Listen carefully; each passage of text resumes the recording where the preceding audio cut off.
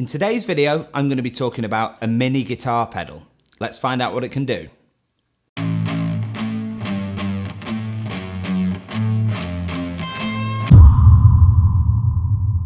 Hello folks, my name's Townsend and welcome back to my YouTube channel. In today's video, I'm going to be taking a look at the Lekato 9 loop pedal, which the fine folks at Lekato kindly sent over to me.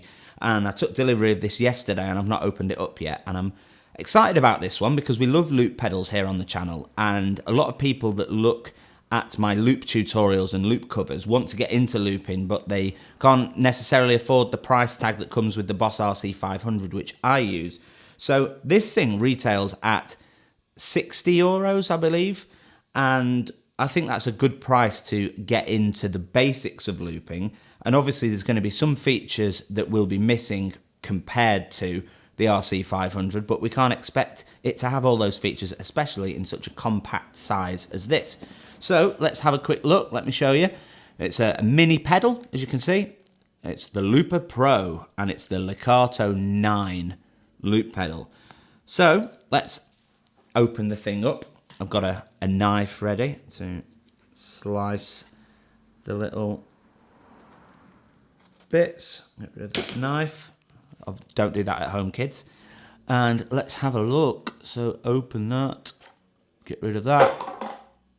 A little thing that comes with most electrical things, get rid of that. A USB cable, that suggests that this thing is chargeable, that it's got an interior built-in battery, which is quite cool. We'll drop that down there. And let's have a look.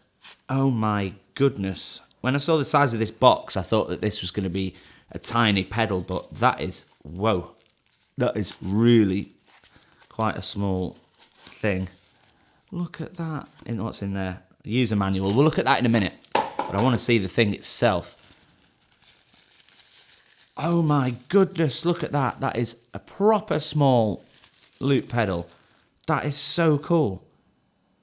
That is wicked. We should bear in mind, by the way, that I've been in bands for quite some time, but I've never really been one for effects pedals. So little mini effects pedals like this I'm not used to at all, but that is astoundingly small. That is super, super cool. Look at that. So apparently it's got a tuner built in, which is wicked. That actually makes this thing useful on a whole nother level. So let me put it there. So yeah, we can see that there's a master level control there. And there's also these two buttons, which obviously if we press them together at the same time, that activates the tuner. Then we've got the pedal. And this thing's actually so small that these jack sockets have had to be offset because there isn't enough room to put two jack sockets together, if that makes sense. So I'm going to get this thing connected up and we'll have a quick look at the user manual as well. So I'll be back with you in a second. Several song-filled hours later. So I've got the thing all powered up on the floor ready to go. But one thing before I go any further that I haven't said yet is, and I want to be transparent on this video, is that Lekato have sent me this pedal free of charge, but they haven't paid me anything to make this review. And they haven't told me what to say about it. In fact, the only thing they have said is for me to be honest about it.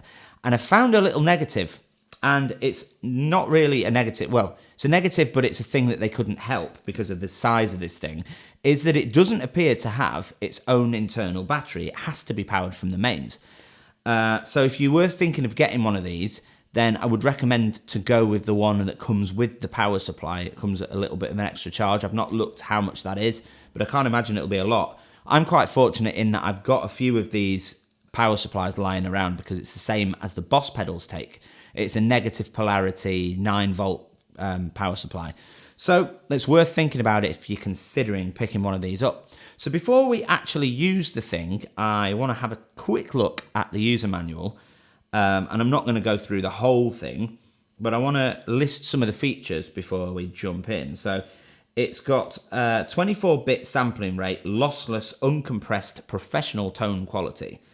The total recording time is 40 minutes, supporting unlimited superposition recording. I think that means that it can do up to 40 minutes, as many loops on top of each other as you want to do. It's got 9 loops in total, with a single loop recording as long as 10 minutes. And what that means is, essentially, it's got 9 sort of memory presets. So if you make a loop, do a song, you can then move on to the second loop, make a loop, do a song, and it doesn't forget the first loop, if that makes sense. It'll store that in there. So you could also use this pedal potentially to call up a pre-recorded intro for a song or whatever if you wanted to do it that way, because this can be plugged into a computer and you can add loops in manually that way. So that's also worth thinking about. It has a built-in tuner, which is cool. We'll have a look at that in a minute. It supports an external pedal for more convenient operation, and that actually shows in here that there is another pedal, an extra pedal that can plug into this. I think that's part of the function of the USB port as well in the side, but obviously that comes at an extra cost, so we're not really going to go into that functionality in this video because I haven't got that thing. It's got a full metal shell, small but weighty, and colourful LED display. Beautiful and user-friendly. So I actually assumed that this thing would have worse build quality than it's got, and that sounds awful of me, but maybe Lekato could work a little bit on their sort of promo photos, because on the Amazon listing, I kind of think it looks a little bit plasticky, but the build quality of this thing is great. The whole thing's made of metal, and it looks like the kind of thing you could jump on gig after gig after gig. So I'm really, really impressed with the build quality of this thing so far. So good job with that one, Lekato.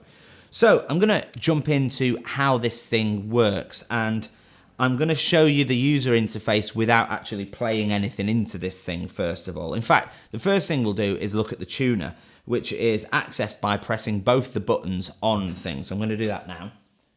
So that's what the tuner looks like. So when I play a note, it gives us an E. And the blue LED at the bottom suggests that that's bang on in tune. If I go slightly flat, there's a red LED that displays to the left of it, which suggests that I need to sharpen. And if I go too sharp, the red LED appears to the right, which suggests that I need to go a bit flatter. So there we go. And then obviously we've got A, we've got D. Now A is slightly sharp. We've got D, we've got G, which is slightly sharp. Let's go down. There we go. We've got a B and we've got an E. And to exit that, I'm going to guess we can press that. No, apparently. Oh, it does.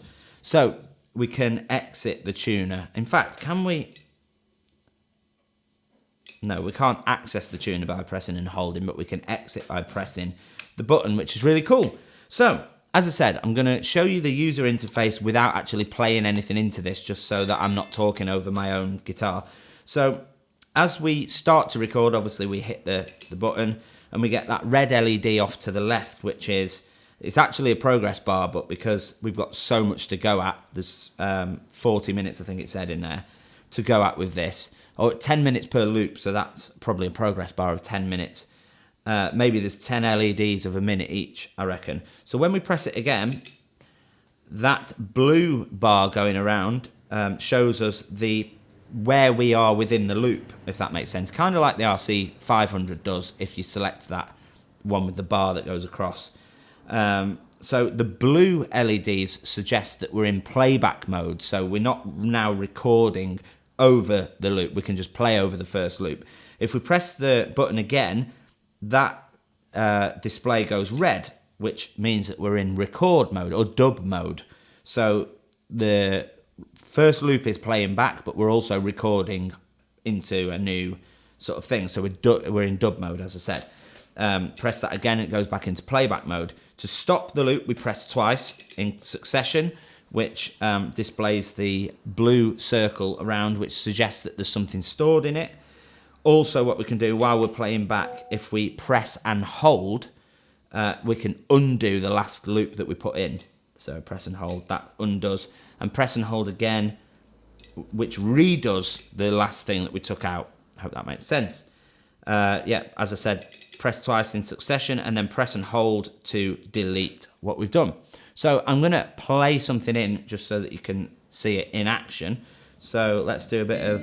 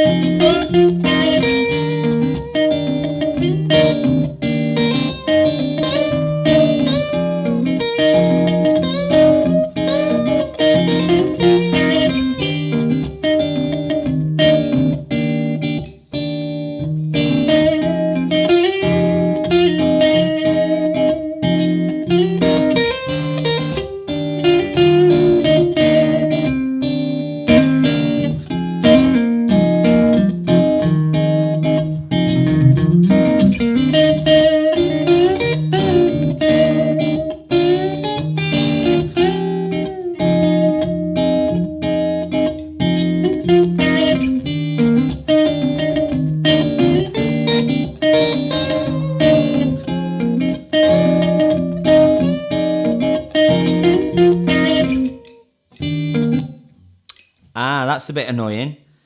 When you clear the pedal, it starts to play back a little bit.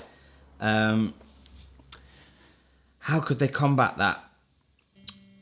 Maybe there'd have to be a way to clear it actually by pressing the button, because obviously if it starts to play like that when you go to clear it in a live situation, it's going to sound a little bit iffy. But how can they do that with one button? I don't think there is a way, because obviously when you start the loop, you want it to start instantly as soon as you press the button. So it's a little bit of a gripe, that, a little bit of a niggle. But I think with regards to this video in a whole, I'm going to move on to the conclusion, because there's not loads left to say with regards to an initial overview. But a couple of gripes I found. One is the lack of internal battery, or the lack of possibility to put in an internal battery. But that can't really be helped with its form factor. I mean, it's not much bigger than a 9-volt battery itself, so there's no way they could fit in all the gubbins inside along with a battery. And that thing where you clear it, yeah, I don't know. Before I go, actually, I'll just show you what I said about the channels and stuff. So I'll just chuck something quickly back in, like the same thing.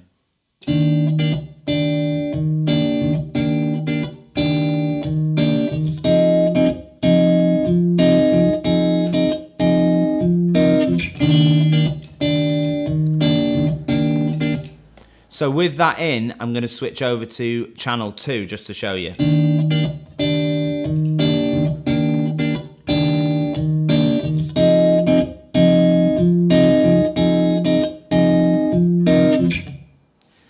That's kind of cool, actually, because that means that if you have anything pre-recorded and you have that other pedal, the loop before you want it to switch, you could have it move over. So for example, obviously that was the chords to Valerie, so I'll do the next bit. So in that case, so 1, 2, 3, 4.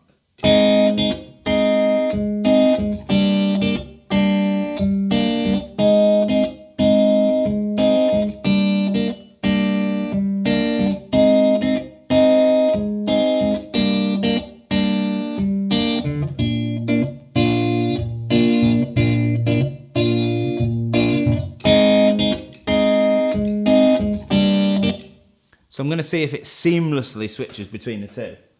So we'll play that one back.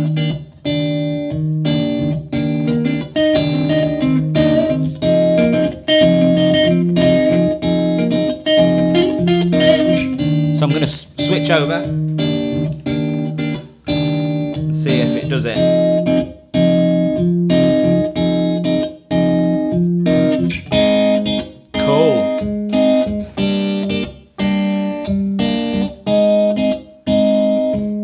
Switch back again.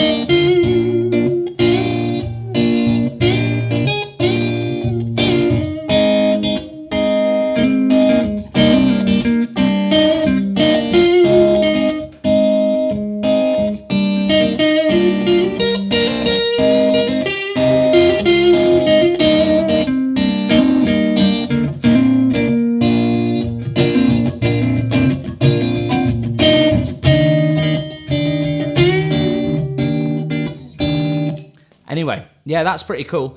As I say, the other foot switch allows you to do that with your feet. Obviously, you don't want to have to be bending down to switch between the loops, but that's cool to have like a verse and a chorus section in the same pedal. Very cool. I'm trying to think how I can apply this now into my live set. So I'm going to end the video here. Just before I go, I'm going to unplug it and plug it back in to see if it saves what you've done. So, sorry about the noise.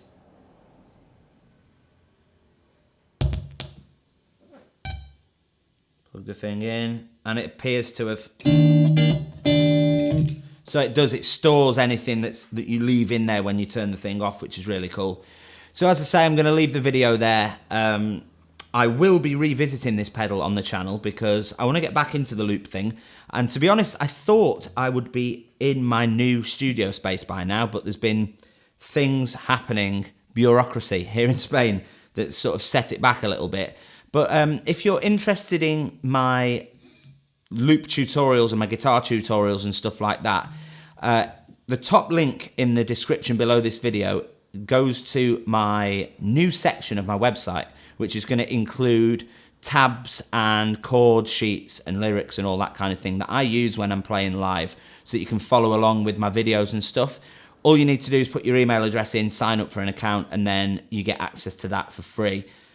So go and do that if you want to do that. And that's it for this video. Thank you very much for watching. If you haven't yet subscribed to the channel and you're interested in all this guitar and music related stuff, do that by hitting the subscribe link down below. You can also hit the bell icon so that you get email alerts when I upload new videos. And as I say, that's all for this video. Thanks for watching. I'll catch you in the next one. Till next time, bye bye.